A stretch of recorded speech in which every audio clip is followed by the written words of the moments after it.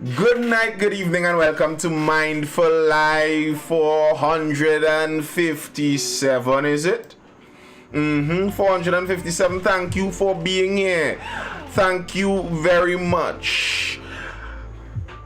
This is currently the 28th of January. January is closing into an end. We're closing into the end of January. You know, people usually talk about the 3 months of January, but to me, January was a quicker January. Someone theorized that it might be because it was a very rainy, wet January. Dry season is supposed to begin in January, and the entirety of this month was quite rainy. Not that I'm complaining, I'm one I kind of appreciate and like the rain, so you know. Once you're on the inside, as per usual, make sure you hit that like button, double tap the screen over there on TikTok. That's how you hit the like button there, and you can keep sending them. It's not like it's a non-renewable resource here. We aren't dealing with coal and oil. We're dealing with solar power likes. It's renewable power of likes. You can send them over and over and over and over and over. Really get them racing up there and allow the algorithm to know, hey, good stuff. Send it out there. Notify more people. Send it up to more people in their feed. And if you are looking at this over on YouTube and the repeat, one of the best things you could do is share it. You know, like, hey, y'all take in this good stuff. If you want to share it to some people who would like this kind of stuff, people you like or people you dislike, you know, I don't like you, so take in this. Get smart about something. Whichever way, I appreciate either ways. Hit that like button, drop a comment if you have something to say. If you aren't yet subscribed, subscribe. Nathan Springer over there on YouTube. Hey, host, what you doing? The host wants to say good night. Say good night.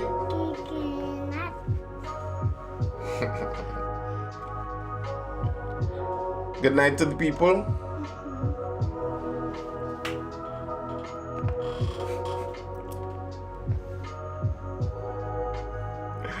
Yeah, so what are we talking about tonight? It's a lovely Tuesday, is it? Tuesday, the week is now getting into, you know, the flow of it. We're now getting into the flow of it there in the week. What are we discussing? Well, more lawsuits in the inside on the police. It seems like the police service is always surrounded by lawsuits of late. If people aren't suing about getting their firearms, they're suing about promotions. If they aren't suing about promotions, they're suing about who wants to lead the TTPS, who wants to be in charge, who thinks they would be the better fit. Well, lawsuits are plenty. And that's what we're going to talk about initially this evening. Let's jump right into that. After being overlooked for COP post, for commissioner post, Dixon takes legal action. Yikes. Dixon takes legal action. TNT Police Social and Welfare Association President, Assistant Superintendent Gideon Dixon, has been given the all clear to pursue a lawsuit over not being considered for the position of Police Commissioner because he did not have the requisite postgraduate qualifications. Last Friday, High Court Judge Nadia Kangaloo granted Dixon leave to pursue his judicial review application over the decision taken by the Police Service Commission. The claim was filed earlier this month by Dixon lawyers led by Anand Ram Logan, Senior Counsel of Freedom Law Chambers, with Dixon already having a similar pending case against the Police Service Commission in relation to its failure to consider him for the post of Deputy Commissioner of Police. You know, just on the note of having Mr. Anand Ram Logan, Senior Counsel of Freedom Law Chambers, yes, I am Khalik Robertson Forrester. Yes, I am indeed.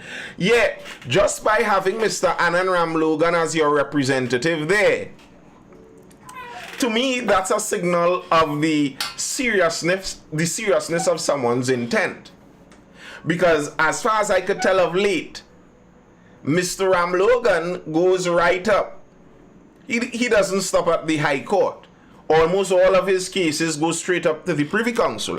And it seems to me of late, I mean, it's not like I'm having a running count of all the cases he tries. I don't know. But it seems to me that his track record seems to be on the positive when it comes to tackling the government, at least. It seems to me that Mr. Ramlogan has he is batting not out, as far as I could tell, as it comes to tackling the government. So the fact that that Officer Dixon, ASP Dixon, has held on to Mr. Ramlogan as his counsel, I think that's in and of itself a signal of intent. And the allegations here are serious. Why didn't Dixon do like the rest of them, have someone do a master's in HR for him? Well, here's the problem at Lockjack School. Look at the bacchanal you're looking to cause the white leather. Are you alleging that senior members of the police service are committing fraud when it comes to their academic qualifications, and other people are attaining those qualifications for them? Is that the allegation that is coming out of the chat?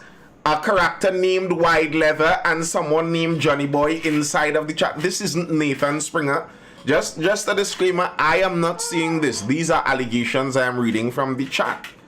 They're alleging that senior officers are committing fraud as it comes to their academic qualifications. I don't know about that. But the problem Mr. Dixon is highlighting here, or wants to highlight and wants to carry straight up to the legal, to get a legal resolution for it, is he applied for commissioner and they told him his qualifications weren't suitable. In his court filings obtained by Guardian, Dixon's lawyers claimed that in April last year, he responded to an advertisement published by the Commission for the post of Police Commissioner. Several months later, the Commission wrote to Dixon informing him that the Master in Business Administration he earned from the University of Bedfordshire in the United Kingdom in 2021 did not fall in the definition of a relevant degree in its recruitment policy. Dixon wrote to the Commission providing details of his MBA and the relevance of his associated thesis to policing and law enforcement. The Commission considered the submission but maintained its position. Dixon's lawyers said that before March 2022, there was no published policy for the Commission to determine the relevancy of an officer's educational qualifications. They claim that after discussions with the association, the Commission published a detailed assessment policy and included an MBA from the University of Bedfordshire as a relevant degree for consideration for promotion to the rank of DCP and Commissioner. They noted that in February last year, the Commission promoted Dixon's colleague, Junior Benjamin, to the rank of DCP. They pointed out that Benjamin obtained an MBA from the same institution a year before Dixon, and they both did similar courses, stating that the topic and contents of Dixon's and Benjamin's theses were similar, if not identical. I think that's a problem in and of itself.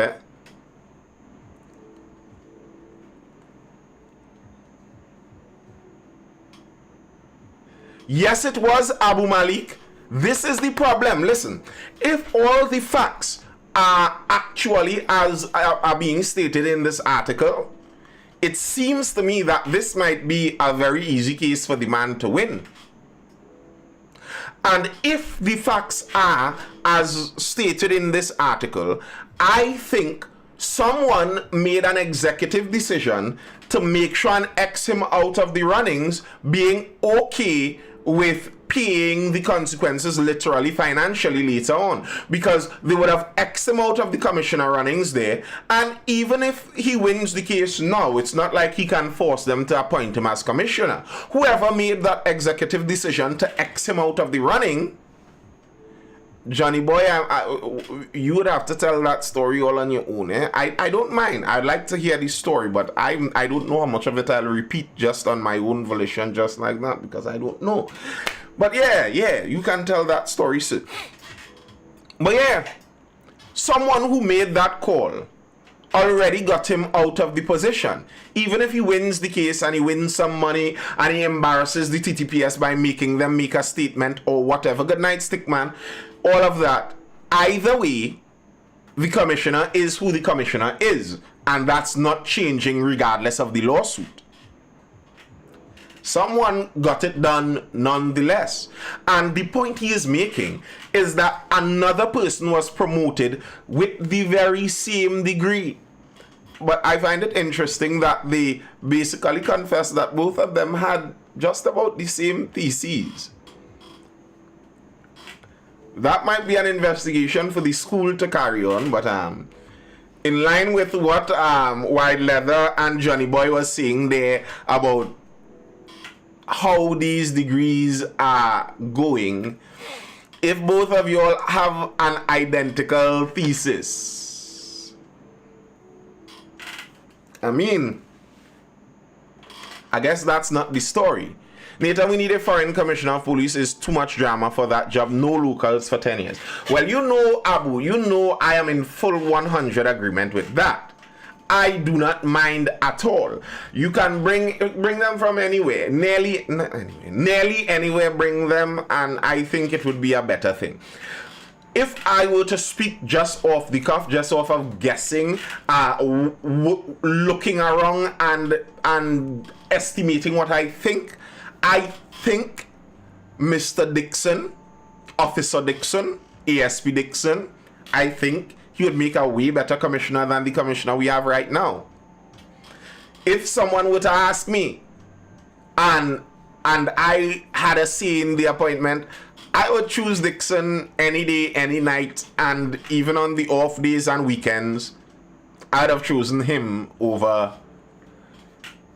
the prayer warrior we currently have. And this is not to disparage prayer at all, by no means. But I mean, your portfolio isn't prayer. But yeah, I agree a foreign commissioner should be better. Dixon lawyers claim that the commission was wrong to look into his degree.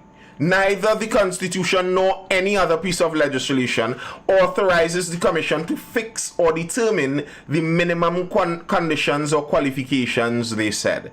Listen, if everything is as this lawsuit says, it's very interesting.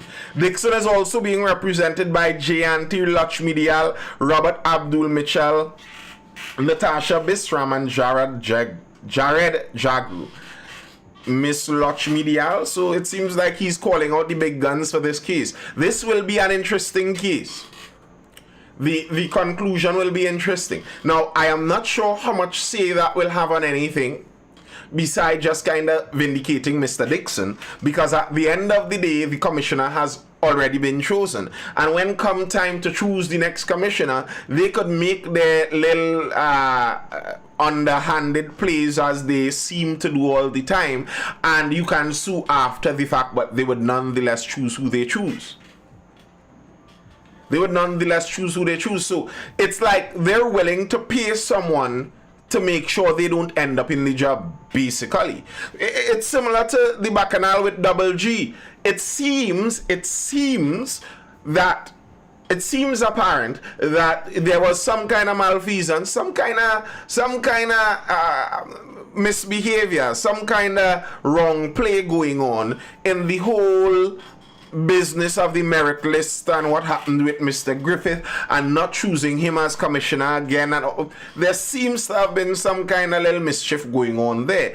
And then adding this into that mix, there seems to be some kind of mischief going on here too. And it seems to suggest to us that the powers that be have much more say in controlling who this commissioner is than they would like us to believe. You know, they would like to have us believe that this is all a neutral process overseen by neutral figures. And, you know, it's not really that the politicians have any say in the matter. The politicians aren't really doing anything here, really and truly. My foot. Something is afoot. And, you know, it's convenient that the powers that be are able to choose a commissioner and put off responsibility on this commissioner like it's the commissioner's fault only, while making sure that's the person chosen. Like, if the person is inept, why did you bend the wrong backward for them to be chosen? I'd like to see Mr. Myself, Mr. Smith as the next Commissioner of Police. My opinion, I wouldn't mind either of them either. Certainly over present office holder. Does the PM have the power to veto the choice put forward? I believe he basically does, yes, because it has to go through the Parliament. So he basically does.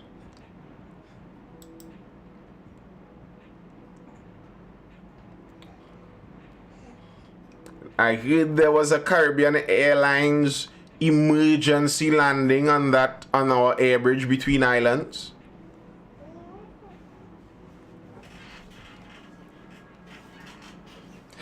You know, these are those things, our air bridge, the water taxi. I was seeing some complaints about the water taxi jumping up to. These are some interesting things in running a country, because things like the water taxi, things like our air bridge, they aren't exactly profitable. So, you know, how good they can be is a difficult thing.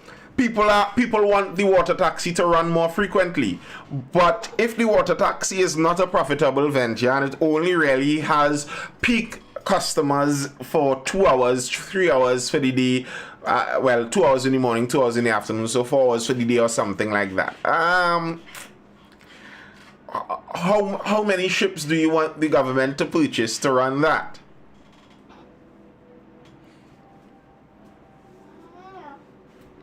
And I agree with everything Abu is saying. The foreign, Hotep says the foreign commissioner was seen as mostly a failure. But I think that was convenient for who wanted it to be that way. It's not that the foreign commissioner was a failure as much as they intended that he not succeed.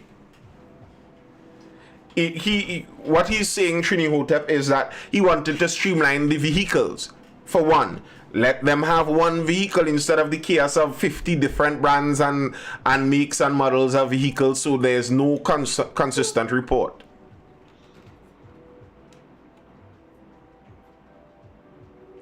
We need a priority bus route from south to north.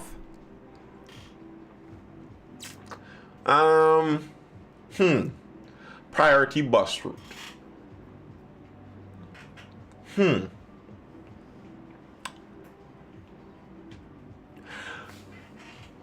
If you're making another road, why not make it just accessible?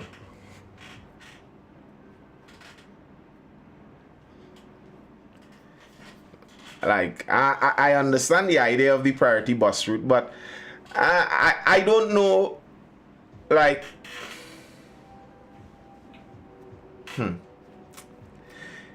it would increase public transport, yes. If you make a bus route to south, there would be an increase in the public transport. Might be a theory.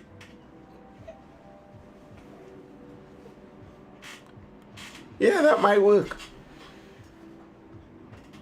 I know they've been talking about a train for the longest while, but it feels like that train idea has sailed. That train idea has left the station. That's not in the cards anymore.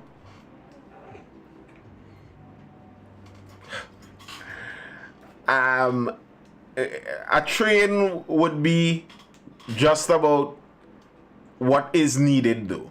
A train between south and north is exactly what is needed. That's about it. It transport that group of people, because the thing with a bus route between south and north, it's really two bus stops, as it will. Like, the bus route has a stop every 200 meters. Every 300 meters, there's a stop on the bus route. But between South and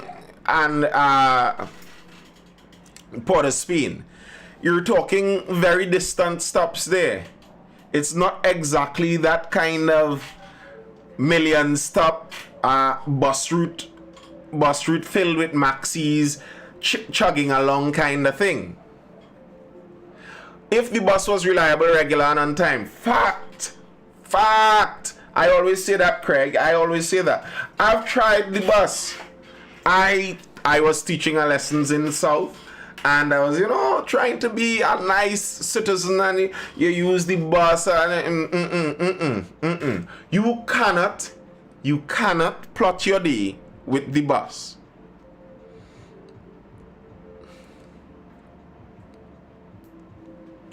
You cannot plot out your day with the bus.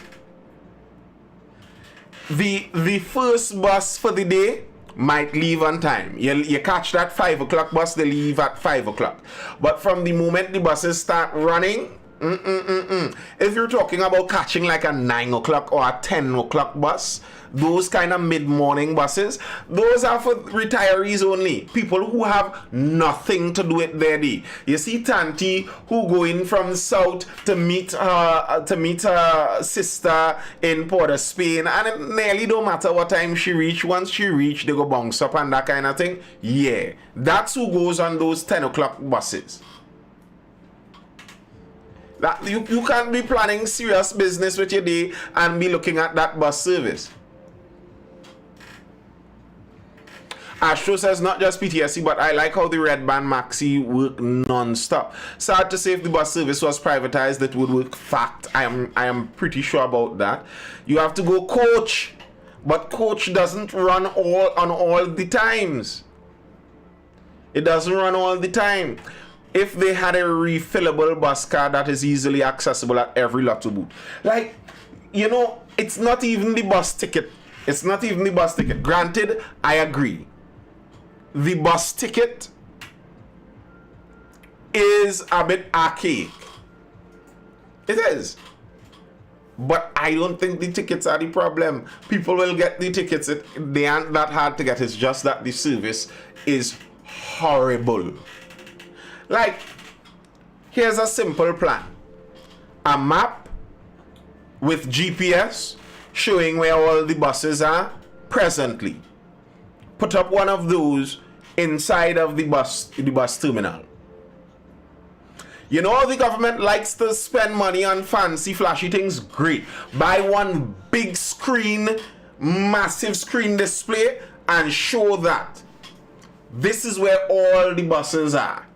And you could have a program that calculates the ETA and shows the ETA with the traffic of this next bus. Next bus here, so we could watch it and see that bus still going wrong here. You still have there, kind of do that. Can't work. We have to go with somebody else. Why not? Don't we have an entire ministry of digital transformation? Traffic has a lot to do with it as well. Yeah and no. At the same time, the unreliability of the bus service isn't just a traffic issue. It isn't just a traffic issue. Because here's the reality. If you had good management, good administration, of course they did fire flame, of course they turned him down with an app like that because they don't want it.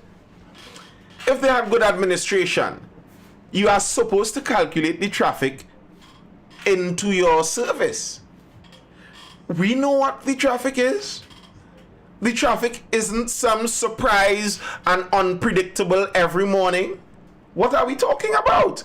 People that have to leave their home and reach to work for 8 o'clock in Port of Spain, they face the same traffic too, but somehow they could time their leaving to reach to Port of Spain in time because they calculate in the traffic. Why have all these ministries taken in tax dollars to do what? What he says, why can't there be a bus lane only during peak hours? As beautiful as that sounds, where is that lane going? If we have a bus lane only going from Port of Spain to, well, from south to Port of Spain, that's going to be problematic. I can tell you. That's going to be problematic.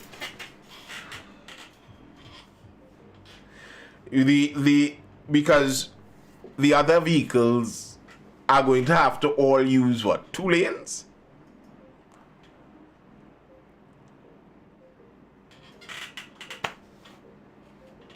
Let them use the shoulder.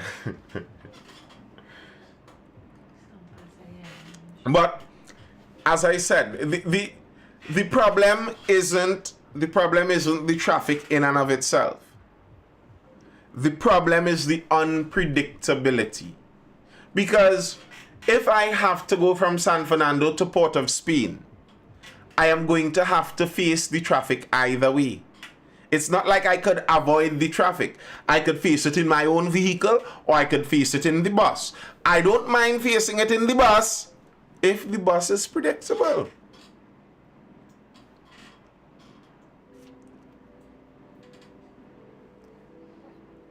Right now, that highway needs 3 lanes, the full length of the highway. Yeah.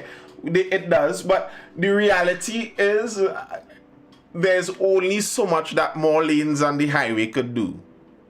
Really and truly. There's only so much more lanes on the highway could do, because the problem is we have half of the country trying to filter into one city in a 2-hour span.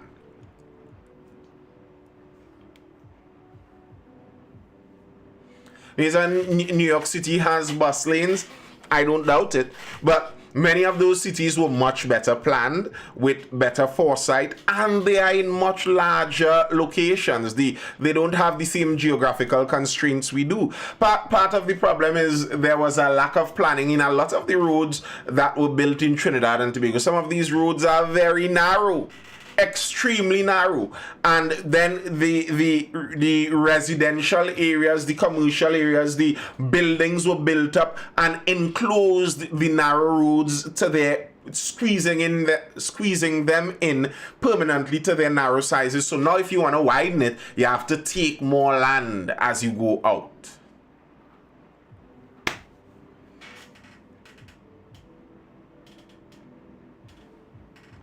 The rapid rail was derailed because it's a Patrick Manning Vision 2020 plan. No other reason.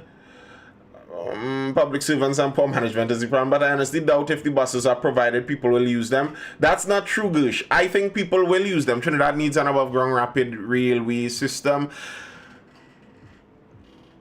Busing and motorcycling would make a significant reduction in traffic. Lots of people use the bus. I don't buy that people won't use the bus. That's not true. There was a time when they started running more rural buses on rural routes. As long as the buses maintained their schedule, the buses began becoming overcrowded. They were oversubscribed. The bus leaving Chickland, the bus leaving Cashew Gardens, the buses going into the interior, Tabakita and stuff. Go and ask those residents the kind of line it had for those buses. There weren't many empty buses. Any bus running reliably always is full.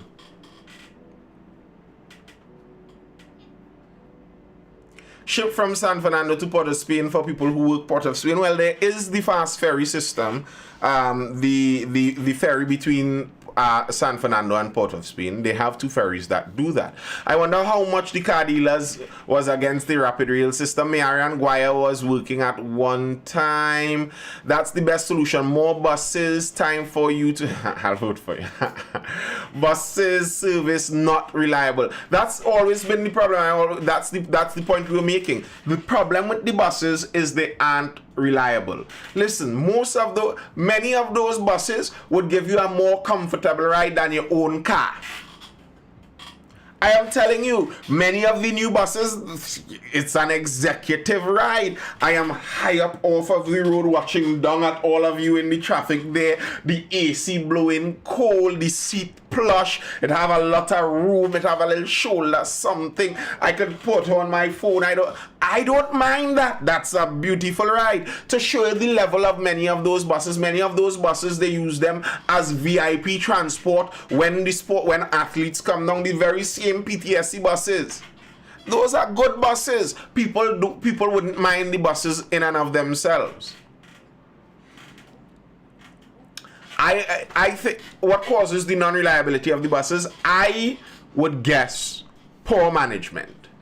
Because if you look at not just the non-reliability of the scheduling of the buses, if you look at the non-reliability of the buses in terms of how they break down, PTSC, the example I regularly bring up, PTSC has an entire mechanic department.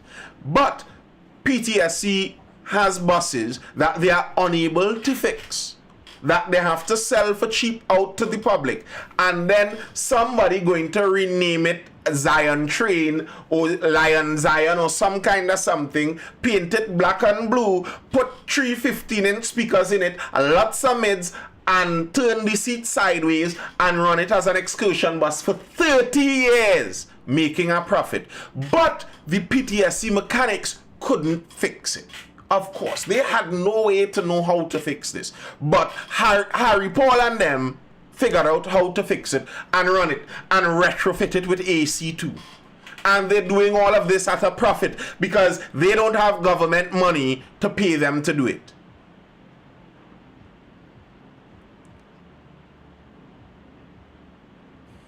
So it's poor management. What else could you call something like that? What else would be the cause of something like that? Why?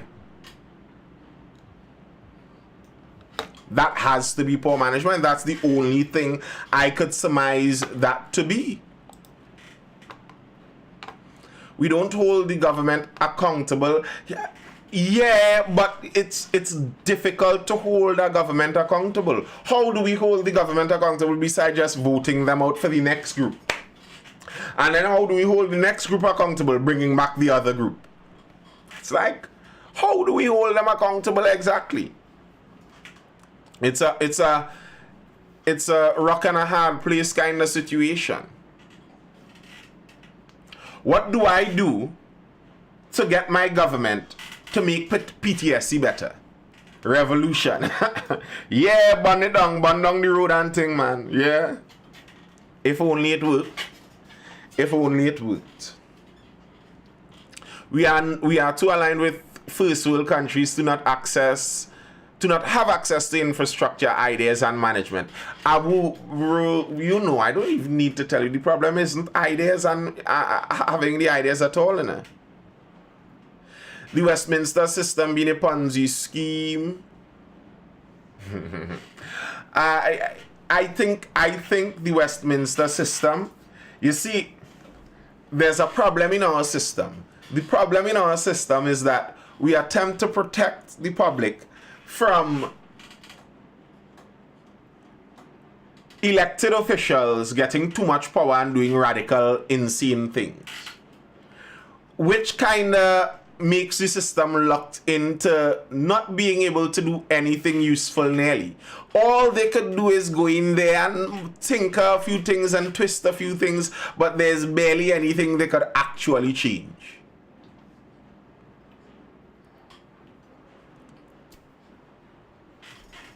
Well, can't we get rid of the mechanics and then do what? Hire who? Because the problem isn't that the mechanics don't know what they're doing. I don't think it's that the mechanics don't know that. Yikes. I don't think it's that the mechanics don't know what they're doing.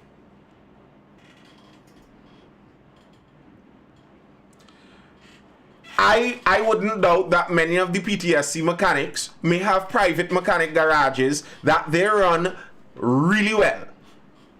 The problem isn't that they don't have the skill, it's that they don't have the management forcing them to do what they have to do. The management isn't supplying the parts that they have to get. The management isn't requiring them to fix it. The management doesn't have a good schedule of upkeep for when the vehicle has to come in. It's a management issue.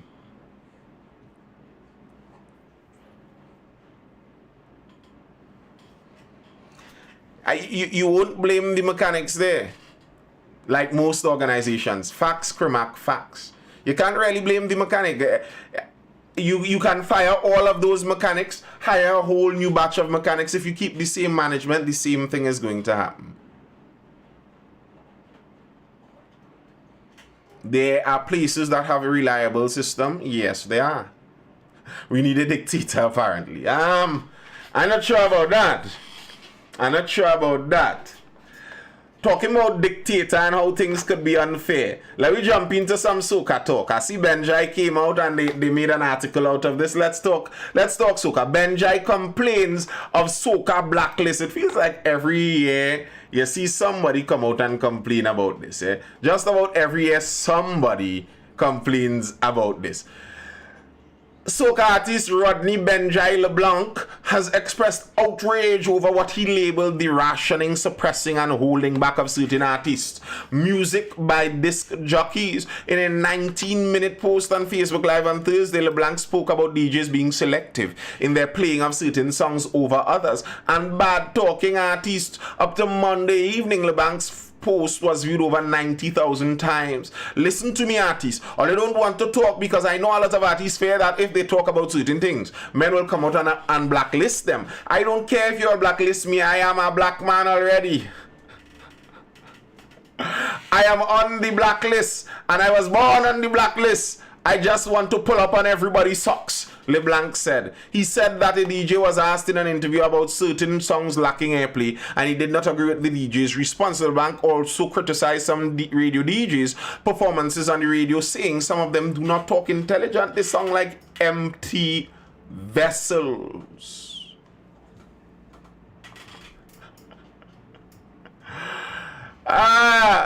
Benjai didn't have a hit since 2010, says Smallman Mitchell. Mr. Benjai, I didn't say that. Ronnie wants to know when last he sing a song. Abu says, don't diss the Chinaman ever, or the next one who like short pants. Who Chinaman he talking about? What are you doing? He toting feelings. The thing is, I don't think he's wrong. I don't think he's wrong at all. I think that's true, obviously. But that's kind of how all industry, people regularly complain about nepotism. Nepotism is the where you basically hire people you are familiar with. They get a benefit in whatever you have control over, and people complain about that. But if you have to hire people to do something, won't you select the people you trust first?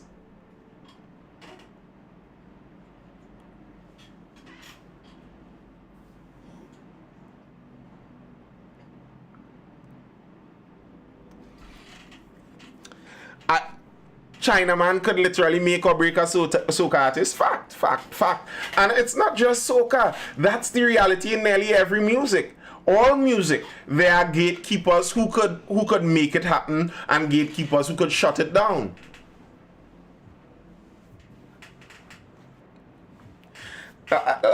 Like people are commenting when they see over in the United States, Trump gets into power and a lot of people in and around his circle have the surname Trump and are his family. Like, if what they're seeing is fact, and the man, people try to kill the man, they try to put him in prison and all of this stuff, won't you look for your trusted people to surround you?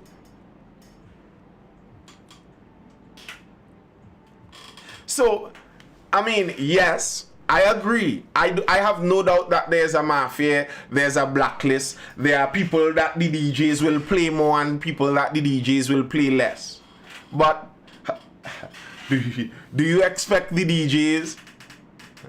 Do you expect the DJs to just be magically magnanimous and play everybody equally? That's not really how it goes. The Express contacted Neil Iowa George by phone for comment, who had words of encouragement for LeBlanc. He has been a soca artist for 35 years and the owner of radio station 91.9 FM for 21 years. George said all Benjai has to do is build his team and keep it moving. Build your team strong. Get them loyal to you, and when you get your break, treat them good, and they will treat you good. This has been going on for really years, where everyone has their teams. Since the music went to DJ shows, they will look out for artists because it's the artists who will carry them on tour. I don't think there's a DJ mafia. I think people are just looking out for who is looking out for them. I find it kind of funny. Iowa George basically says, there isn't a mafia, but there's a mafia. You just have to get your mafia up. Fire Flame, stop it. Fire Flame, stop it.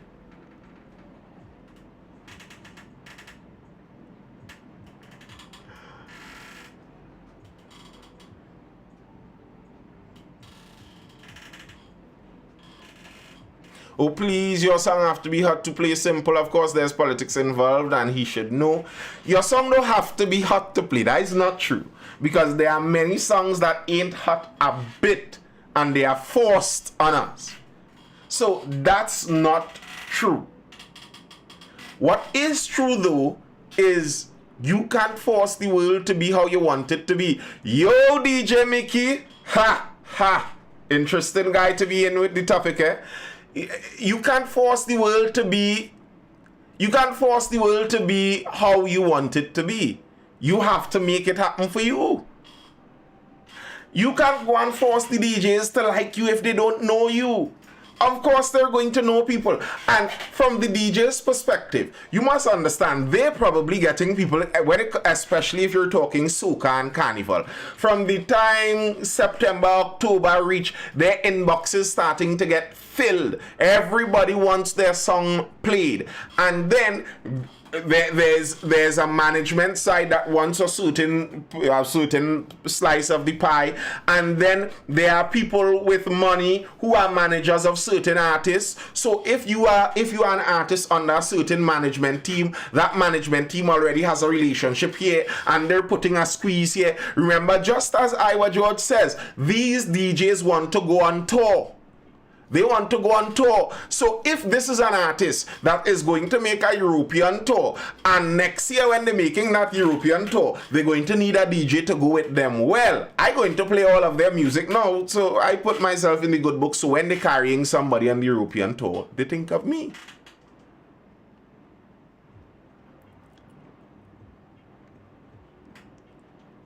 Artists need to put in the work to get themselves known by the public. Marketing. And, you know, take a line out of the Trinidad book.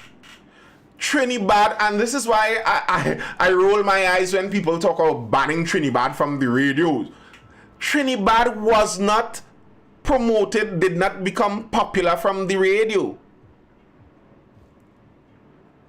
Like, as someone said in the earlier thing there, the young brother route. If you on the internet mashing up night after night after night, your name is a viral sensation. If you feature on a track, the track is going to get into the 100,000s of views on YouTube. Listen, views on YouTube become a serious thing now.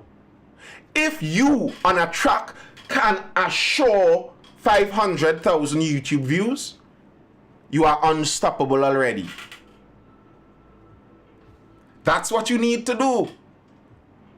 Like, show, if you could come to the public and show the public that your song is making in the millions, and then they still fighting you down, well, now you have something to say. Like, give Jack his jacket.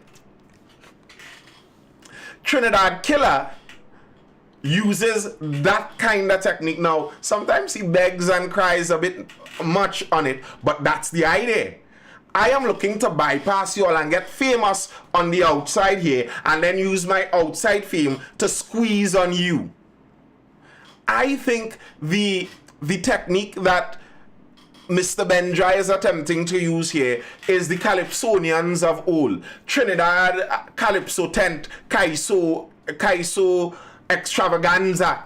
That's that kind of technique where the government had to come in and the government run in the tent and the government had to make sure that the tent call all the Calypsonians and they don't leave out nobody because look, they buy us for so and so and they buy us for so. That's the old Calypso tent kind of way. We live in a different world. Don't beg the gatekeepers. Break down the wall. Trinidad Killer used bad publicity to boost his career. They say there's nothing as bad publicity. There's just publicity. And I don't even know if I'd say bad publicity as in he was heading towards and aiming towards bad publicity. He used his entertainment factor to boost his career. Young brother used his youth and energy, what he had, and the vibes he had with his group to boost his career. They ran lives and sang madness. Listen, these fellas were DJing and just ad-libbing insanity for years. But there was a vibe building. There was a vibe building. So now, nobody could accuse young brother of being a Nepo baby. Push young brother on the whole country. No, young brother has hardcore fans. People who listening to young brother since they were going in school days. If you started listening young brother at 15 in Form 4, and go through all your formative years. Or no, I think he was out before COVID. I think he started before COVID.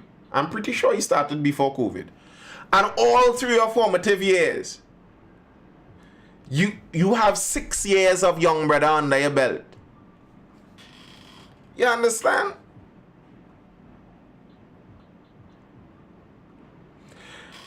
Many people hate on Certified Samson.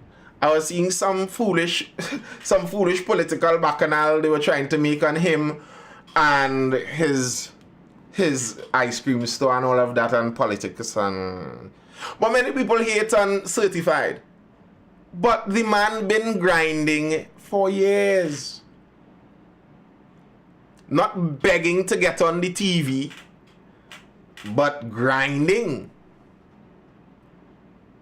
Putting out so much content that by the time a couple years have passed, everyone knows his name.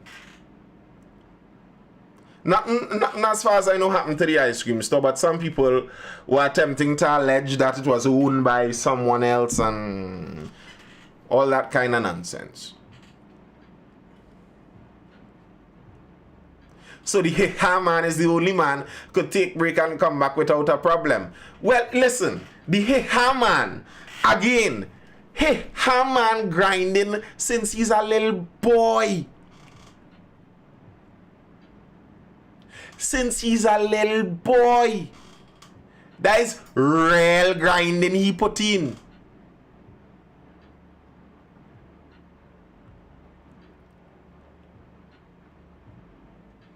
That's a lot of grinding. And listen, like some people who aren't familiar with recording and music, they don't appreciate certain things. But you listen to a Hiha man track, and there's a difference. You could tell that in the studio, this is Marshall. You could feel the energy coming through the words. While some people, the soca track, you could tell they were recording like, and you jump and you whine, and you jump and you whine. You could feel the energy. This man is screaming, hey, ha, into that mic. He's bawling it with his voice, his voice grating. If you're not putting out that much, how could you expect the same thing? When for like 10 years the man want to release an album basically every carnival. If you don't like one Marshall, don't worry, it have 5 others. You must kinda like at least one. Every year he doing that. You could vex. Were you doing that?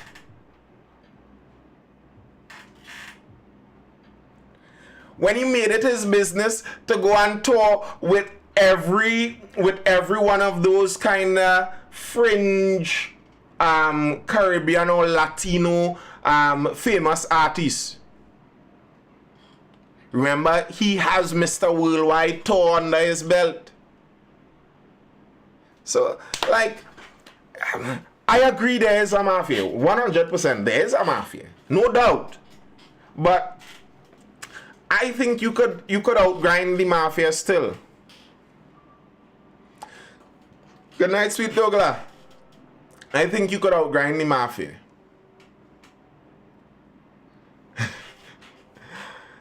and begging them isn't going to outgrind them.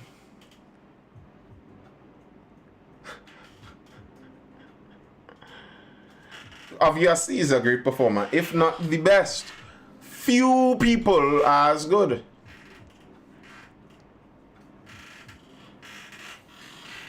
Yeah, you can. The internet has changed a lot of those games, you know. The internet has changed a lot of it. Since Soulja Boy Tell Him came out being viral on the internet, forgetting about what the record companies need. It has changed the game. It's not the same game anymore.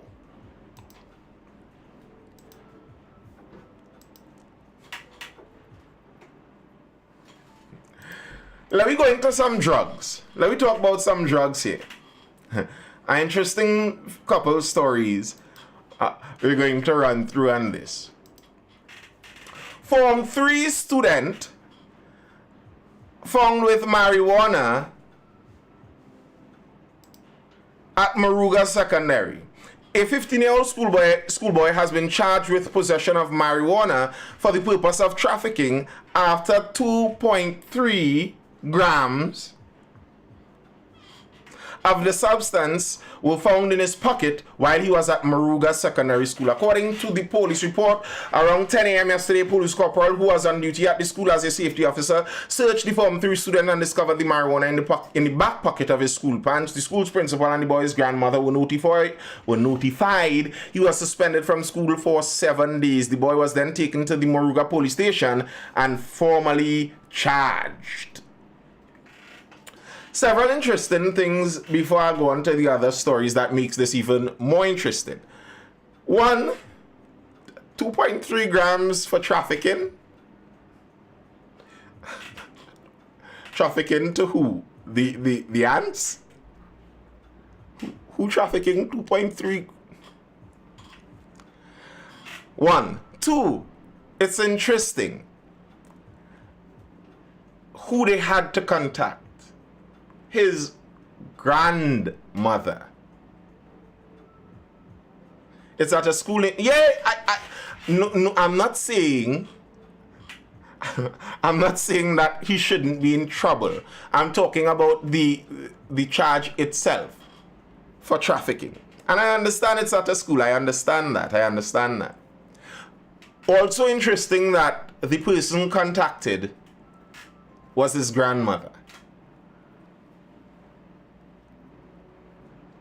Seems to suggest maybe his grandmother is the one raising him. But here's an interesting corollary to that. As we're talking about illegal drugs, police investigate illegal Ozempic sales after social media ads. Police are investigating a report made by the Ministry of Health regarding the illegal sale of Ozempic after spotting social media ads advertising the drug, which is used for diabetes, being sold locally. The information that came to our attention has been submitted to the necessary enforcement agency through our legal unit. That's the task force. Principal pharmacist of the Ministry of Health, Anissa Dunatsibu, said. Dunatsibu made the comment last Friday during a joint select committee meeting. In terms of the online advertisement, which is something we are also seeing on the media, that has also been referred to the TTPS because the advertising of the third schedule is definitely a breach of the Food and Drug Act, she said. Meanwhile, legal advisor of the ministry, Malakau Lessa Tigli, said that since the increased inspections in 2023, they have found dozens of pharmacies in breach of various provisions, including the sale of illegal drugs. She added that no one has been charged so far.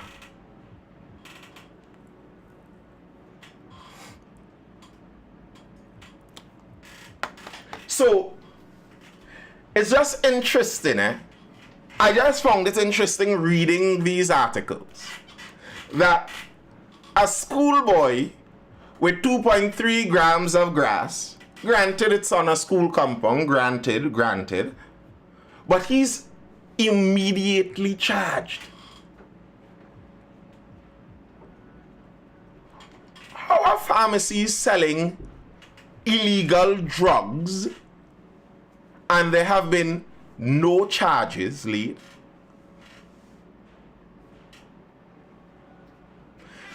The youth man was charged with trafficking. There's no proof that he even intended sale of this. These pharmacies were, in the most literal sense, selling illegal drugs.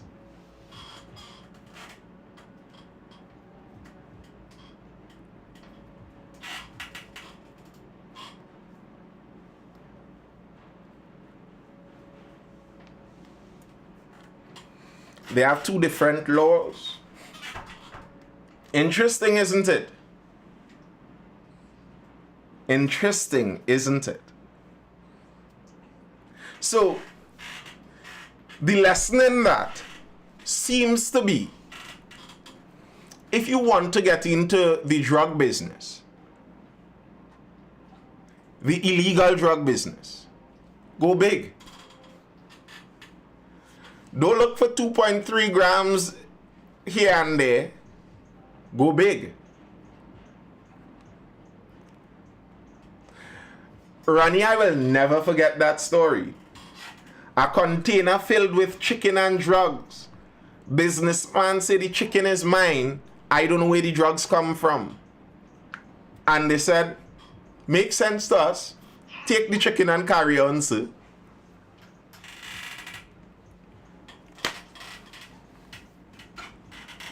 Okay. Interesting, And by the way, you all careful with that Ozempic, warning on Ozempic. I mean, skinny come back in style with Ozempic, but careful.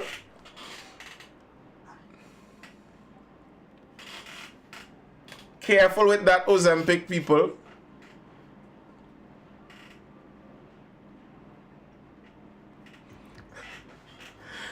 Like, I don't even need to go in deep on the research for Ozempic to know that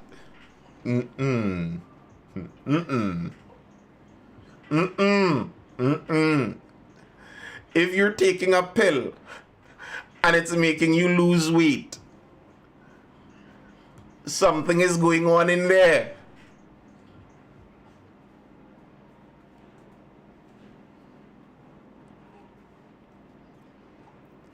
Something is going on in there. The pill is to treat diabetes. If you don't have diabetes, what you doing? But I mean, people have done, well, the mechanism of action is pretty safe. Okay, if you say so. Okay, if you say so. No one has to argue me. You don't have to convince me. I don't need a Ozempic. I don't think I'll ever take Ozempic in my life. But if it's safe, more power to the people. Get that bikini finish. UGT. I'm not envious of you. I'm just saying, if something is getting you skinny fast, that's usually not a good sign.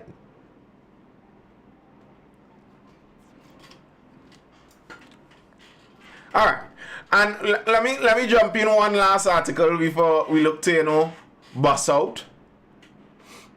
Maybe not one last, but an interesting discussion, if you will.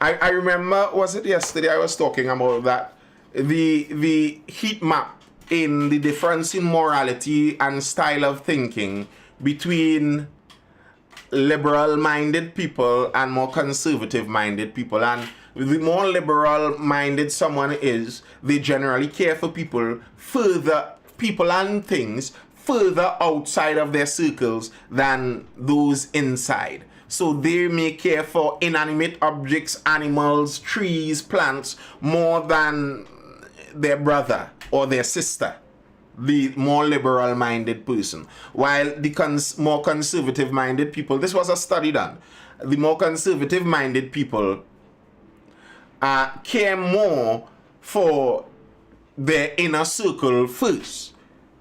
Direct, immediate family, extended family, community, etc., going outward. That's the way their care runs. While the more liberal-minded runs vice versa to that. Strange kind of thing. And I remember talking about that. I believe it was yesterday we were talking about that. And then I saw an article today in response to an article I read a while back where Tobago business chamber head went in on the Kokriko. He was fed up with the Kokriko. Let's just browse the Tobago chamber head's message on the Kokriko. Tobago chamber, remove awful Kokriko from coat of arms. Tobago Business Chamber Chairman Martin George has expressed grave disappointment with the updated version of the coat of arms, which was passed recently in the House of Representatives. George said if changes are being made, then all necessary amendments should happen now. There's absolutely no need to keep this destructive pest on our coat of arms. There's no redeeming feature to this creature.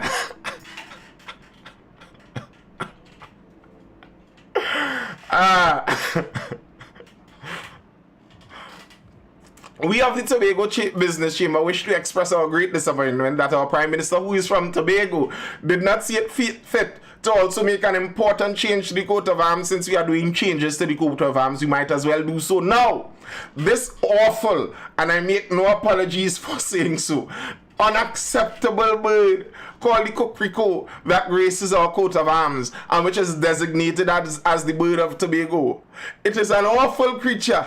It's destructive, it's loud, it's raucous, it's noisy, it serves no useful purpose, and yet it is a protected bird. Oh gosh. Just as I feel one chasing when he was small. Kenzel says that bird does overdo it with the noise. The man obviously doesn't like the bird. He obviously doesn't. But somebody came out with a defense of the bird. In defense of the Kokriko.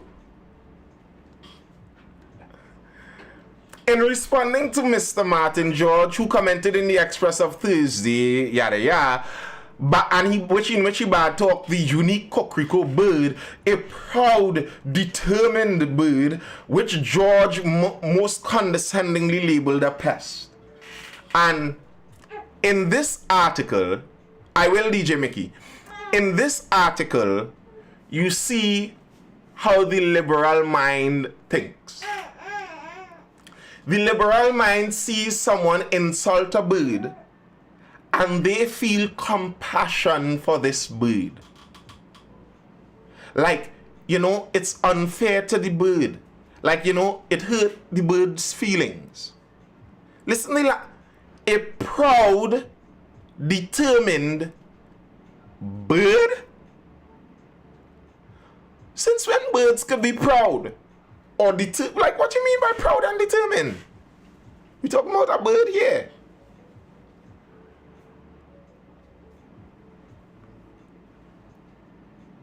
Good. You say they intentionally sank it. Okay.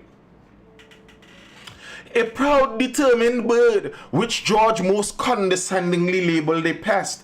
He called the bird awful, unacceptable, destructive, loud, raucous, noisy, and made the arrogant, sweeping statement that this innocent bird serves no useful purpose and yet is a protected bird. How utterly selfish, ignorant, and contemptuous Mr. George is towards the other life forms. If I were an alien species observing Homo sapiens, I could just as easily conclude that most of humanity serves no useful purpose, is lethally and demonstrably destructive to planetary ecosystems, and should therefore be obliterated.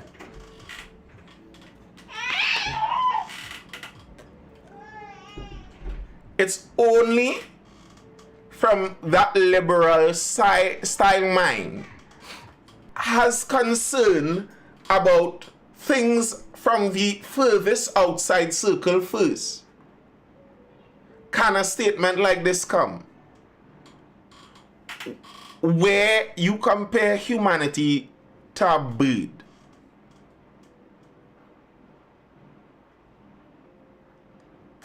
Listen. I studied environmental science in university. I would consider myself an environmentalist. I love animals. I love nature. I like to see nature conserved. All the coquelicos in Tobago could die to save a human life.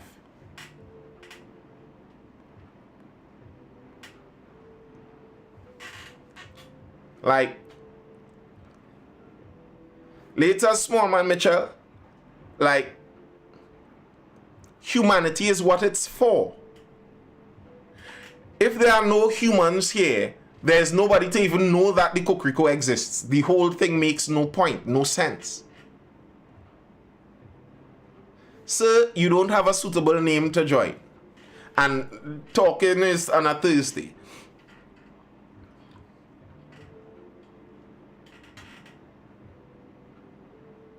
So, how does one equate humans to the cocorico? Joe says, what's the purpose of the scarlet ibis other than aesthetics down the Carney River? Leave the birds. I could understand Mr. Martin George. Because the purpose of the scarlet ibis is aesthetics. And if the purpose of the scarlet ibis is aesthetics, you can't tell me the purpose of the cocorico is the same. If we're looking for something aesthetically pleasing, we could do better than the cocorico. Like, I remember the first time I saw the cocorico, I was like, these people lied to me. These people lied to me. When you look on the coat of arms and see this elegant looking cocorico with his long legs there, you're like, wow, a cocorico must be quite a bird. And you see this little ground dove.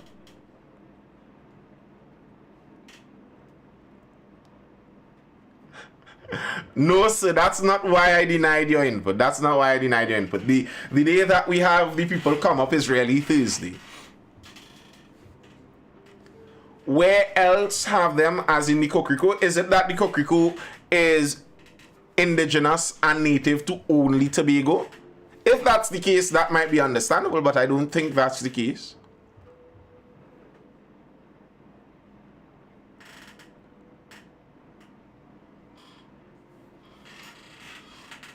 And Tobago has a lot of beautiful birds. Tobago is a well-known bird, what they call it, bird watching tourist attraction. I'm sure we could find a better bird than that. And I mean, if we're looking to better our coat of arms, come on. As we're talking about coat of arms, what was that piece of nonsense? And I'm sure they paid Mrs. Bishop well to do that. Like, what was that? Where's that gold outer shape, asymmetrical, weird looking pan with a set of shading? What is that? That's the best we could have done? Really? Nah, man. Nah. Bring back the ship. Bring back the ship. What is that? I had some aesthetically pleasing bird this evening, KFC. I know for sure they can't put a crab or a goat in its place. You know, a goat mightn't be bad. Could you imagine a nice little elegant goat with one of his forelegs up on top of the shield like this, and he rock back with the horns here. A goat. Even though if you put a goat on a coat of arms, somebody going to come out with some kind of Baphomet accusation, eh? I promise you. You put a goat on the coat of arms, the Baphomet talk going and start one time. They're going to call us Baphomet country. They're going to call us Baphomet country. I say put a maniku. Nah, not a maniku, man. Like Mr. George said, a hummingbird. But I feel like a hummingbird wouldn't be well suited with the scarlet ibis. You have to get something, you know, kind of going with the scarlet ibis. Gersh, I feel if you do one all on your own, you're going to get a better one. And you know, I've seen more people discussing this as it comes out now. And I remember us saying this long time. Since we first brought up this topic in the chat here, I remember us saying this. Joe Grant says I spent 2 days in Tobago, and for that 2 days every morning that bird loud and out of timing. I know what you're talking about. The bird is a nuisance in a sense. The bird kind of real annoying. But I remember us talking about this in the earlies. And the fact that a coat of arms in and of itself is a European vestige.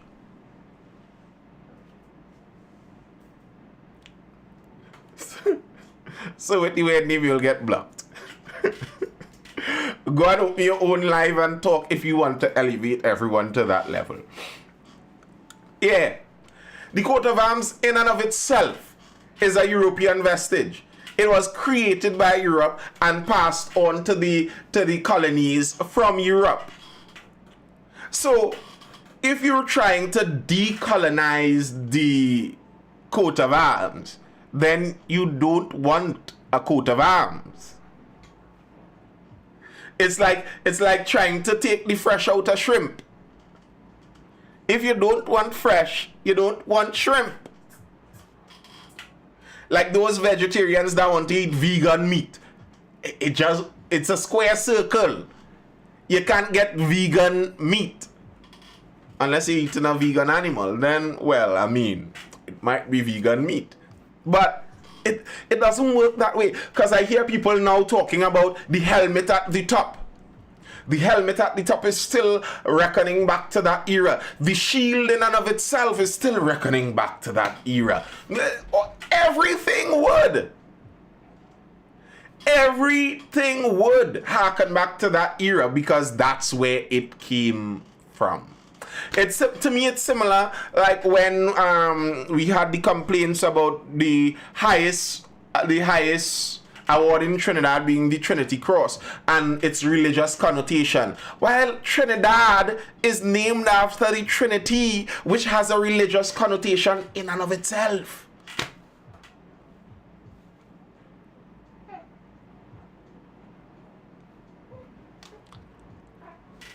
Put the Kiskiddy. Kiskiddy is not a bad one. I like Kiskiddies. Kiskiddy is good bird. Good bird.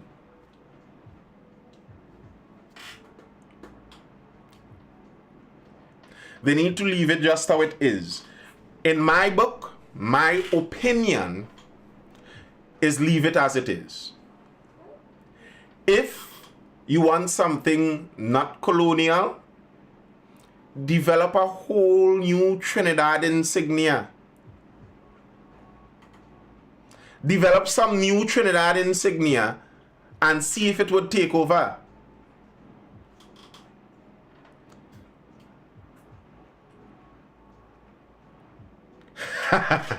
Abu Malik says, just take the image of Yassin Abu Bakr when he surrendered in 1990. Can't get better than that.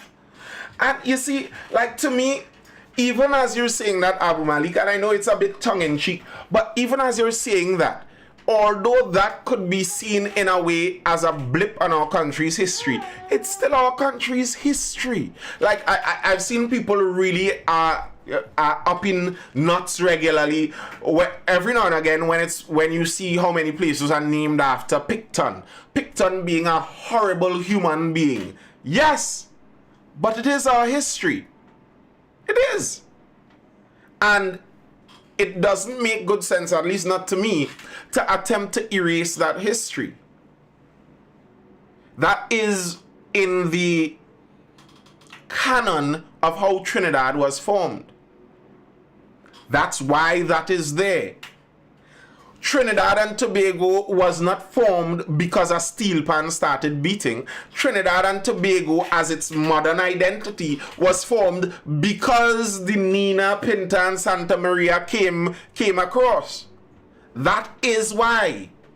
So, okay, yes, those guys may not have been really nice guys, but they are still integral in our history.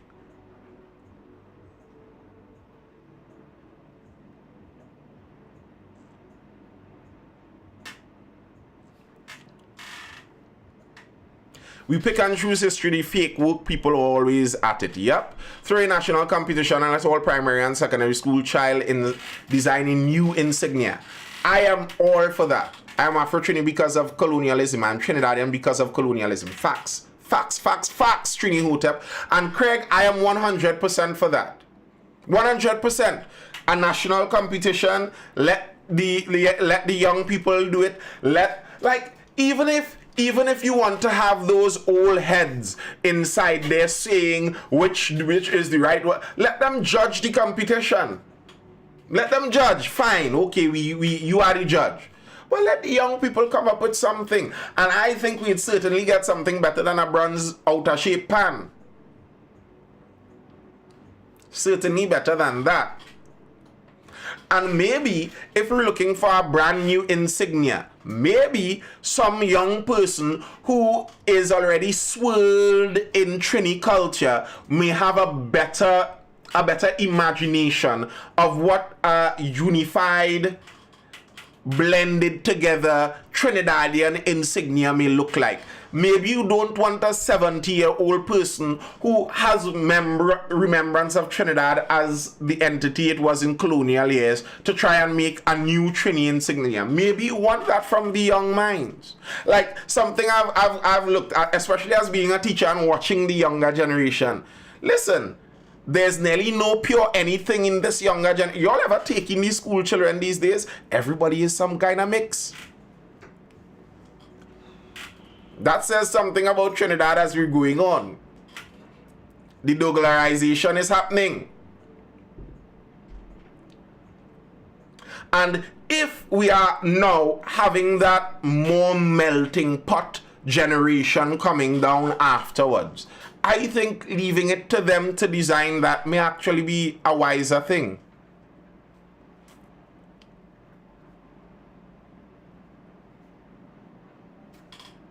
There are a lot of creative arts, great creative arts that would blow your mind. I'm sure it would. So who designed the original? I don't know the person. Modern times require modern solution. The Douglas is strong. Yeah. As I said, you all take it in. Watch secondary school age children and see how many children look like pure Afro or pure Indo or pure anything. Everybody mixed up out there. Interesting. And we're going to have a Chindian prime minister, half Chinese, half Indian, I believe, from DB. So what we're putting to represent the Spanish citizens of our nation, Nathan, sir, I don't know. That's why we're going to let the young people decide. Let them design something and I'll sit back and watch it. And I'll sit back and watch it. I am not in it. I don't know. For me, I had no problem with the coat of arms. Personally, I have no problem with it as it stands. But if we're saying we're trying to erase that, then we have to do something else. What's that new modern insignia going to be? I don't know.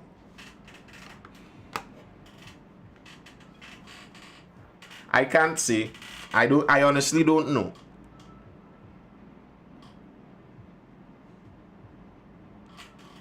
Leave it to the young people.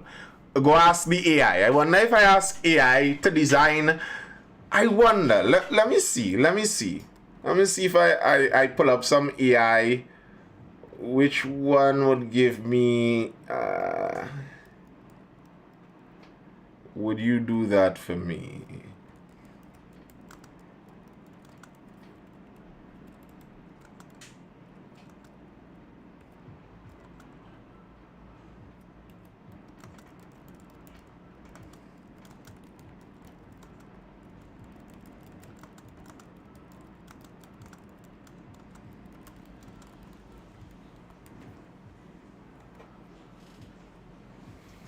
Have you used the new AI app DeepSeek, the Chinese one? No, I haven't as yet.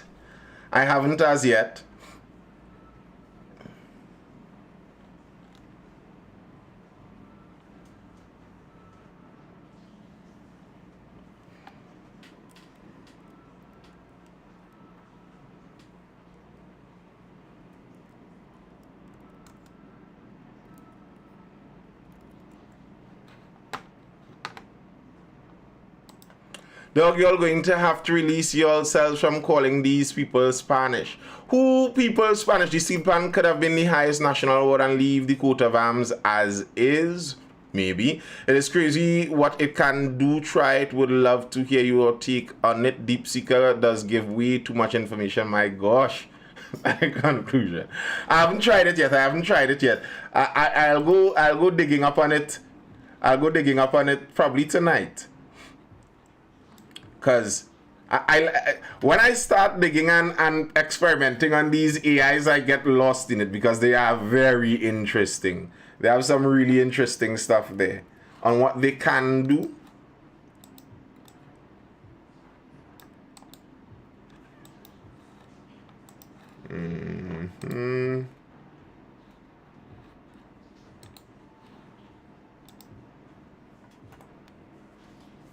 Am I English because I speak it well? Oh, you mean though? Okay.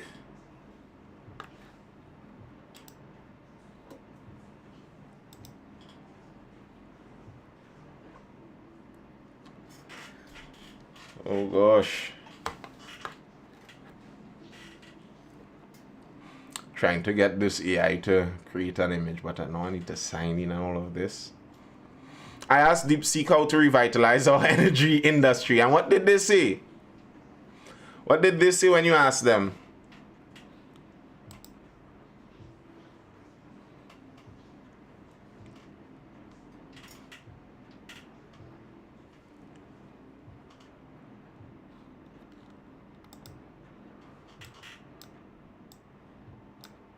How did they say to revitalize our industry? I'm still trying to see what the AI would give us for an image. I'm using Microsoft's AI. I just get annoyed at that nonsense because when last they Spanish, then who was Spanish? Well, that's confusing. That's one very confusing image from the AI. I'll see what DeepSeek gives me. Changing the coat of arms, politicians in TNT looking for personal recognition just to see they did it. I don't doubt that. I don't doubt that. Many politicians would like to leave their mark. I know Dr. Rowley was very serious on the reparations and all of that. You know, something significant that their mark would be left with. Many politicians have that in mind. I just don't think changing our coat of arms to a bronze pan is what you would look for as your long-lasting legacy. Because it's not like I think 40 years down the road, we're going to look back and be like, wow, that was such an incisive move. Such a brilliant move by the leaders back then. No, I don't think it's going to be one of those kind of things. Really and truly not. Anyway, folks, that's all I have for tonight. Thank you all for joining in. My Spanish teacher from UE. All right. I don't know what that means. All right, thank you for joining in, people. It was nice. I'll be here again tomorrow for the next Mindful Live. It specifically spoke about the aging infrastructure. Aging infrastructure is such a difficult thing, eh? Aging infrastructure is such a kind of difficult thing because aging infrastructure is the problem you get when, like, you give someone starts working taxi with their personal vehicle, and when they get $600 in cash, they think it's $600 in profit, and they start spending it. And then eventually the car goes down. And when the car reaches the point where it cannot bring in money anymore, would you have any money saved to repair the car that brings you your money? Aging infrastructure. Even the superpower of the United States has that problem as a significant issue. If you had billions invested in your general infrastructure throughout, but you didn't maintain it, and now it's all aged to the point where it needs replacement, do you have billions to replace it? Alright, thank you for tuning in. I hope you're educated, informed, or entertained. And as Trini Hotep always says, be mindful, not mindless. It was nice. I'll see you guys again for the next Mindful Live tomorrow evening around that 9:30 p.m. time. Tonight we started closer to 9:30. We're getting there. Until next time, people, hold it on. Stay good, stay nice, stay inside, outside, little sketchy. Make some Trini babies out here.